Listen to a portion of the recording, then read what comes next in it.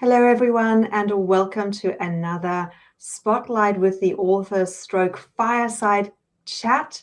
My name is Crystal Hill, the founder of Hill House Publishing, also a visibility and transformational visionary. And today I have Sue Tsigaros with me, one of the authors of Inspired Connections, which is launching on Friday. Thank you for being here. How are you feeling?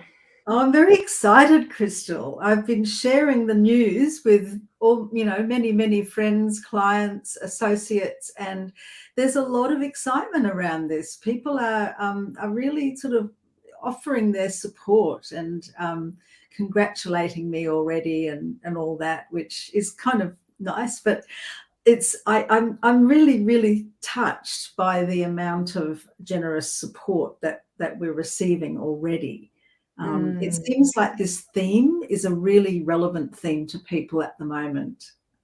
It's so relevant because we're coming back into learning how to connect in communities physically and, inspired relations. Yeah, how do we build meaningful relationships in an age where we're moving beyond competition and comparison? And I think that's really, for me, what I wanted to tap into. And I really so enjoyed us creating this as a community of writers in the back end, and now kind of expanding that into the world and sharing that with our communities at large. So what you're sharing is just a reflection of that, isn't it? It is. Well, it is so. I guess from where you're sitting, you know what's in everyone's chapter. You've worked so closely with us, and I so much enjoyed that work with you, and I've really enjoyed meeting the other authors and interviewing some people and being interviewed. I'm really excited to read what they've written because I haven't seen that yet. So this is it's like opening a beautiful present. It's something that we've created, and there it is, and we're going to be opening it up and experiencing it. I know it's going to be really beautiful. It will be. And what I can share with you, having read all of the chapters, is that there's an enormous amount of diversity, lots of different angles to relationships, not just romantic or personal, but also in business. So yeah, I'm super excited to bring it out and birth it into the world on Friday. But let me share a little bit about you with everyone so that we kind of contextualize the rest of the conversation. So Sue Tsigaros is an elder, wise woman, and space holder. Her background includes psychology and business, as well as a lifetime of spiritual and personal development, strongly influenced by her time with Osho. She has worked as a psychology and group work teacher, spiritual disciple, meditation center leader, corporate sales executive, executive coach, consultant, business mentor, board member, and transformational facilitator over a career spanning more than 40 years. And Sue, this is what I love about you and the people that I'm bringing in, is that connection between the spiritual, the heart-centered, and this real being in the world and doing business in the world. So yeah, please feel free to add anything else that you would love to share around this journey that has brought you to this place of now being an elder. Mm-hmm. Well, there was a time when I was in my early 20s, having got through a period of, I finished uni, I got through a period of early jobs and extreme angst as being a young adult. And I found my way into this meditation community led by an enlightened master. Well, not led, because there was no one leading, because when you're enlightened, you're no one, right? So, but there we all were. And as much as we loved the idyllic environment of, being away from everything else and simply going inward and enjoying our dance, our meditation, our self-care, our connections with each other, and, what a wonderful, lovely life. He was actually of the view at one point that we should go out into the world. He was basically saying that meditation on the mountaintop isn't really the full experience. You need to have it in the marketplace. So you need to take meditation to the marketplace, and everything you do can become a meditation. And you can be in the world, but not of it.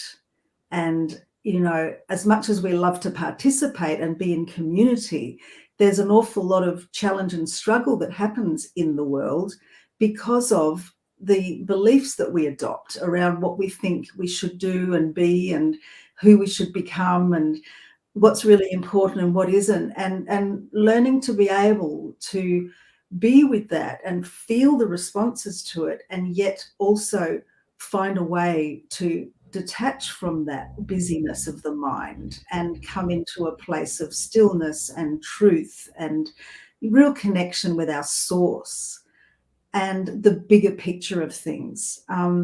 That was a skill, or not just a skill, a way of being that took many, many years. I actually had to go through 20 years in the corporate world, and then, you know, another 20 years in business. And it's only been, I suppose, the quickening, if you like, for me to really understand those teachings and to really inhabit my body and myself and my own being, and be able to lead such a fulfilled life is really come about, I guess, the last 10 years or so. There's been a sort of quickening. And during that time, I've felt it in the world as well. I've actually felt like it's kind of a lot safer to come out these days. You know, when I first left the commune and went into the corporate world, I had to go underground. You know, I didn't want to be identified at that stage as, you know, some wild cult member, as they used to call us, you know, which it wasn't, but that's another conversation. But yeah, and it was like a split in my identity. Was, you know, I had my weekend clothes and my work clothes, and it was like putting on a costume and going in there. Anyway, a lot of hard lessons came through that time. Huge amount of learning, understanding the ways of the world, the ways of business, you know, strategic thinking, politics, contracts, you name it, all in there. And it all came down to relationships. It all came down to human connection. And so what I teach these days and what I help my clients with is how to be leading, how to take your position as a leader in whatever realm you occupy. And typically my clients are middle to senior level management women, leaders who are women leaders. This last 10 years or so with the quickening, I've also embraced the need to fully honor our feminine essence and the feminine principle in everything. And you know, when men learn to relax and accept that part of themselves, so the women can also relax and accept the male part of themselves without overdoing any of it. And we don't all become androgynous. We simply rest in a better balance of energies. And when we're in that better balance, we can make much wiser decisions because we're operating with full knowledge. So when I'm working with women in these sorts of careers that they involve themselves in, are usually in organisations that makes a big difference in the world. Many of them are in government, in some sort of service to the greater public, and or small businesses that also cater to that area, or not-for-profit. And they need to have a voice, and they need to be able to balance themselves and develop their own set of practices, their own medicine wheel, if you like, as well as using the mind and cutting through and running, you know, managing the team and all of those things you have to do. And so I'm so grateful now that my journey led me through all of that challenge and all of those lessons, that I'm now allowed to do this work. And it is such a privilege. Such an honor. So that's what my chapter's about. And there's a few examples, I guess, that you helped me, because we had a certain space and word count to do this, and you actually helped me to pick a line. Let's just pick a through line here that we can tell a story. And so we did that. And the people who I've acknowledged and included as the the light bearers of my journey, so the eyes of light that have illuminated my pathway and opened those doors for me and said, hey, why don't you look over here, and or invited me into there, or utterly seduced me so that I had no choice, whoever they were. I just want to honor and thank them so much, and also to let everyone else know in my world that you're all part of it. Like, we are all part of this journey together, and just because I didn't name them in the chapter doesn't mean that they weren't important. So it's almost like it's not just a straight line. It's almost like it's like an infinite network of light beams. And so Yes, here we are. We're in connection and we're inspired. It's a network. It is, isn't it? It's not the individuals, but each individual belongs to a bigger whole, right? They belong to a greater community that has inspired and influenced who you are, and contributed to how you are now helping women in particular with, this emotional intelligence. You haven't named that word, but I know that that's something that is very much at the heart of your work at the moment. Yes. In how do we make emotional decisions, or from this holistic perspective in a business setting. So let's talk about some of the things that you've got coming up, and I will make sure I'll put them on the screen as well. So if people are in the locality, they can come and join you live. Yes. So I have a couple of in-person events coming up, and you mentioned emotional intelligence. One of the connections in my chapter, which you'll have to read to understand what happened, that particular woman and I are running a masterclass on the 28th of April, Friday the 28th of April, at the University of Sydney. And this link, if you're interested to go and check it out, it's called EI Women Arising. So emotionally intelligent women arising, not just rising, but arising. It's like it's got more light in it. And we're going to be looking at communication, connection, and collaboration as a leader, as a woman who is leading. And we're going to be looking at that from a very authentic perspective. So we've got the theories and models and so on that we understand in the field of emotional intelligence, and there are psychometrics around that, and then there is all that. There's also the intention that you're bringing. Why would you need emotional intelligence? And, one of the fundamental pieces of this is to have self-awareness. We need to be able to feel what's going on in ourselves, as well as to be able to tune into what's in other. And if we don't have a level of embodied awareness, we can't really do that very well. And for that reason, even though it's a seminar at the Sydney Uni, and we're offering this to women in leadership, it's not just an intellectual exercise. We're actually having a movement and awareness piece in that. So I'm bringing one of my other collaborators to come and offer an embodiment piece for this workshop as well. So it's going to be all lovely catered and a beautiful space, and you're going to meet some beautiful people, and we're going to have some dancing, but we're going to have a lot of talking, sharing, self-reflection, and some structure as well, some academic structure to it, some rigor, and some beautiful things to take away. So I think that's going to be a wonderful day. And we only have 24 places. I think they're going to fill quite quickly in the next month or so. So if you are in Sydney, or if you know somebody who's in Sydney who would love to create greater self-awareness, to come and live their life and lead from a place of wholeness and into emotional intelligence, and that is the place to go. And of course, if they're not in Sydney, they can still reach out to you, because you do one-on-one work as well, right? Yeah. So to have the impact and influence that you really desire, you need to be able to bring yourself fully, but in a way that is smart and not faking it till you make it. Yeah, that doesn't work anymore, does it? It doesn't. Since the quickening. Yes, that's right. Okay, so that's one thing.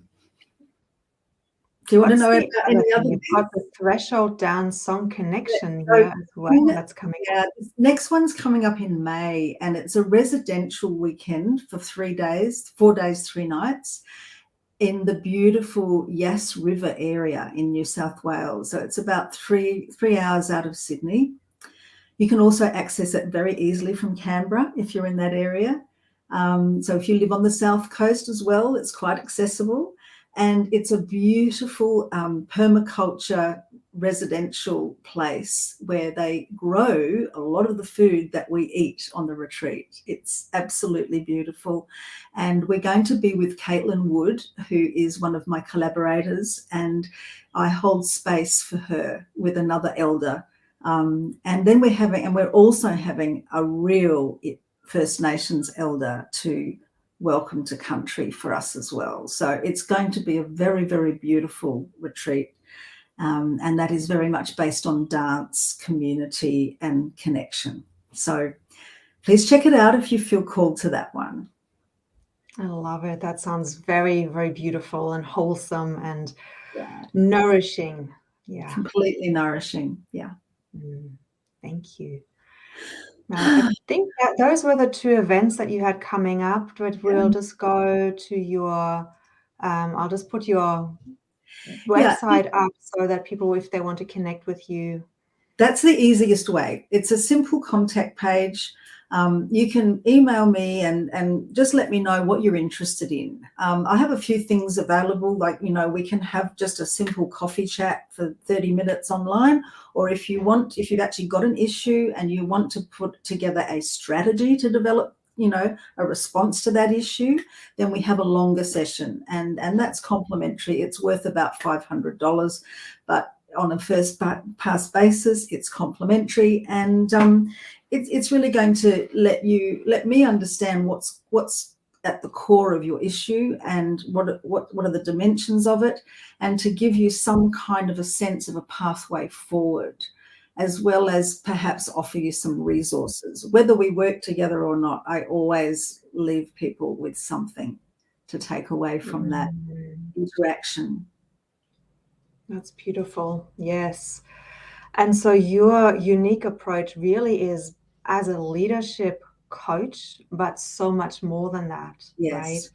It's bringing all of these beautiful modalities and experience into your awareness of business so that you can create a holistic but cut through approach to people's issues, right? That's right, because the business is made up of human beings, as well as, a few other bits and pieces of hardware. But most of it is created by human beings. It's run by human beings. The decisions get made by human beings. And it's a kind of a living system, really. And since the quickening, we all need to be very much more aware of the living systems that we exist and we coexist in and with. It's no different from our relationship to our environment. It's all connected. And once we start to understand that and respect the complexity of that and learn to find our places in that, it becomes a whole different ballgame of how you manifest outcomes, how you invite people to engage, and the amazing things that can happen, transformation in the way that people connect. And in that is where we get our creativity. That's where we get our productivity. That's where we get our outcomes. Yeah, absolutely. Are there any final words of wisdom, Sue, that you would like to share with anybody listening, either about inspired connections, your work, or just something that wants to come through right now?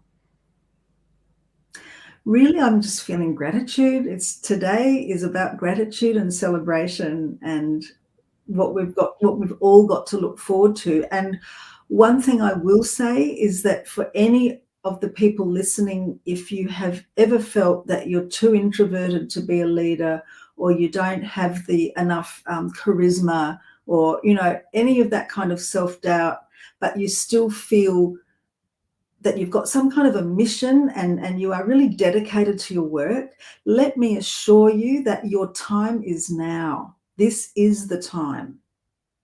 This is the time for the arising, and there's plenty of support out there.